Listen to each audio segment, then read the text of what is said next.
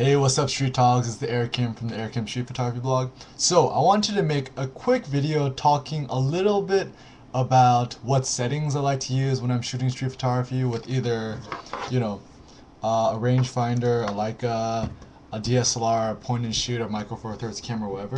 So, there's a question I always get is, Eric, how are you able to take photos so quickly without even having to focus?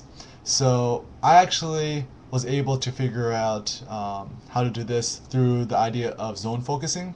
So if you guys aren't familiar with zone focusing, essentially the idea is that there's a certain,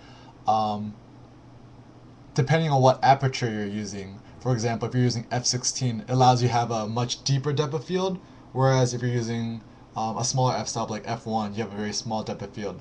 So typically when I'm shooting street photography, I always keep my lens at like f16, which allows me to get a really deep depth of field, so I don't even have to worry about focusing.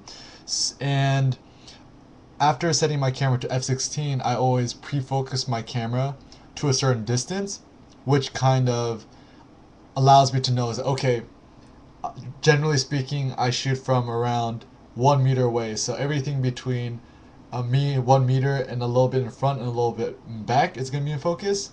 So I mean, it's a little difficult to explain, but I'll try my best to kind of walk you guys through it. So if you guys have ever used a lens that actually has hyperfocal distance markings, this is what it looks like. So apologies, my webcam's a little bit blurry, you can't see it quite nicely.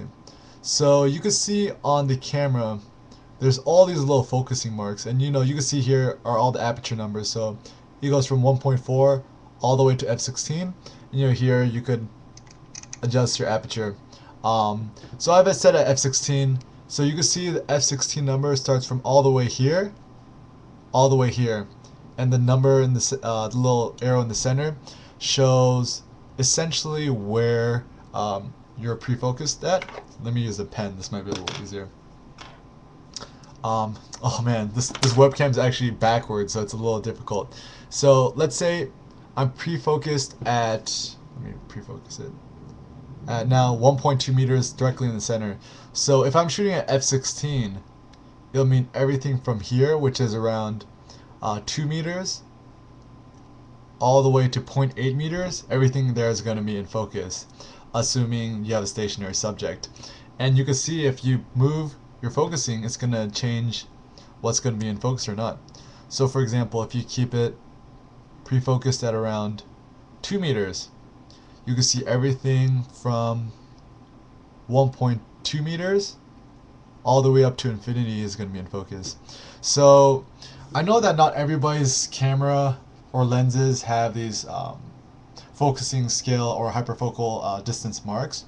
So typically when I was shooting with my DSLR, what I would do is first have my camera and of course keep it in manual mode and find out, generally speaking, how close you are to your subjects when you're shooting.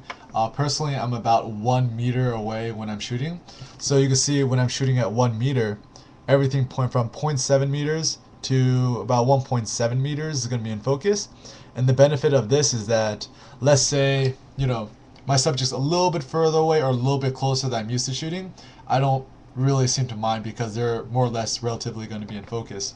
So going back to the DSLR, so I'll set my camera to my to the manual focusing and kind of have a sense of how far my subject away is. Usually I'll use like a light pole or like a brick wall or whatever like that.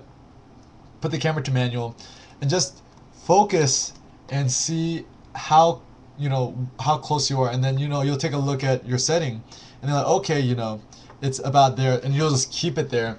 And of course switch your aperture to f16, so just generally speaking it just gives you a really deep depth of field, which helps out a lot. Generally speaking, using this hyperfocal focusing method allows you to shoot when your focal length is around, I think it's preferable if you have a lens that's 35 millimeter full frame equivalent or wider, so a 35 or a 28. 50, you could still definitely do it, but it gets a little tough. Anything longer than that, like if you have a crop body and you're using a 50 millimeter on that, which is effectively like a 70 or an 80, it doesn't really work that well. So try using this when you have a really wide angle lens. And also going to the settings. So typically what I like to do is, put the camera in manual mode, of course. If you have a Leica or a Rangefinder, that's all you have.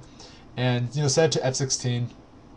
And in terms of the shutter speed, I don't really like, personally, I like kind of like the more auto approach is that when I'm shooting at least hyperfocal, I don't like to touch my shutter. So I just typically keep it in auto mode. I know the new M9s and stuff, has an A mode.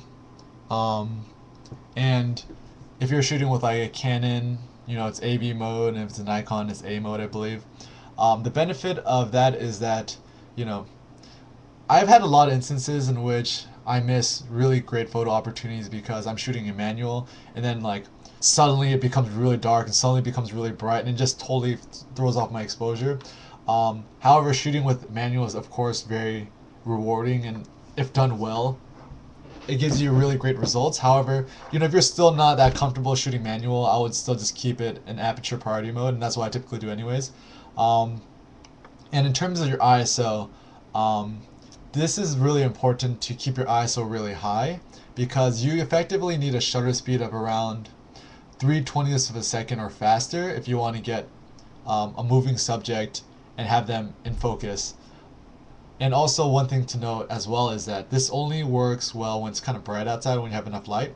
So like I said, going back to the ISO, you want to keep your ISO at around, if it's bright outside, like around 400, 800. Like if you're shooting f16, typically you'll be around 800 ISO. Most of the time, once it starts getting a little darker, you'll bump up to 1600. If it gets a little darker, I even bump up to 3200. Nowadays, most cameras out there have really good high ISO performance. Sometimes people are like, oh, Eric, I don't like it when my images are too grainy, this and that. But I actually think that having a grittier and raw image actually makes the image look more interesting. That's just me. So to go over the settings again, you'll keep your aperture at like f16. You'll have your camera pre-focused to a certain focal distance you're comfortable. For me, it's around, I guess it's like 0.8, 0.9, not quite 1, it's like 0.8. Keep your camera in like aperture priority mode or whatever, and for your ISO, keep it at around like 1600. Essentially, you just want to look through your viewfinder and make sure your camera shutter speed is faster than 3/20ths of a second, whatever it may be. So if it's a really bright day, you might be able to get away with ISO 400. Really bright day, starts getting a little darker, like I say, ISO 800, a little darker, 1600, even darker, 3200. I know some people who have cameras nowadays that you can have like ISO 6400, 12800. If your camera can support it, that's cool. If not, then what I do after that is, I'll lower the aperture to like, f16, f11, and then like f8. And after that, it gets a little bit tough to get your focusing right. So I generally keep it at like f16, f8, 11. Sometimes f8, not really. Usually f16 and f8. And yeah, like I mentioned, this is really great is when you're shooting on the street, you don't have time to focus, or let's say the autofocus on your camera is really slow. Make sure that I'm not able to miss the decisive moment whenever I'm trying to shoot. Some people don't like to use this method. It takes a little bit getting used to, but ultimately I found that it helps me get a lot more keepers because I don't have to worry about my focus being in focus because it essentially will be in focus because my aperture is so large or small, or f-stop is high f-stop number. I always get confused with these terms. But anyways, so that's a quick guide to shooting street photography with hyperfocal. If you have any questions, please leave them in the comments below. I'll try to answer all the questions I can. And yeah, go out there and shoot. Peace.